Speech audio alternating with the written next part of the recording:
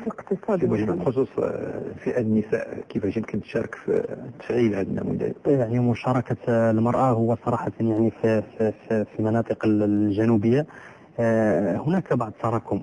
المجتمع الصحراوي إلى حدود السبعينات مجتمع بدوي، ويعني المشاركة ديال المرأة في العمل السياسي، في العمل الحزبي، يعني في إنشاء التعاونيات، المقاولات، هذه كلها مسائل لا زالت جديدة، ولكن على الأقل يعني كاينة واحد الطفرة مؤخرا في السنوات الأخيرة، خصوصا مع يعني النظام الانتخابي السابق ديال الجماعات المحلية، واللي جات فيه واحد الكوطة، يعني كل مجلس كتخصص مقاعدين للنساء، وأصبح يعني كاين واحد التجاوب حتى على انفتاح العمل الحزبي من النساء، إنشاء التعاونيات كما قالت الأستاذة، كاين واحد التغير يعني بنيوي في المجتمع.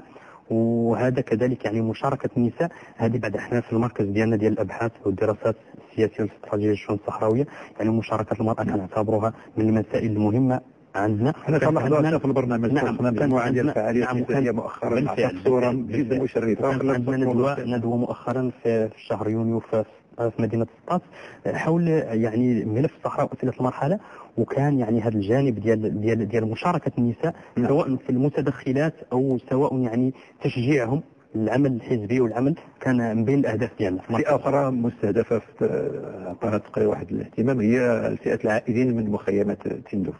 فئة العائدين من مخيمات تندوف صراحة خاصها مزيد من العناية. احنا ما كنقولوا التي تحث على إنشاء مؤسسة متخصصة التكفل النفسي والصحي لأن أغلبهم يأتي يعاني من أمراض سواء نفسية أو عضوية أو مبتورة يدهم مبتورة رجله، يعني كاينة مشاكل.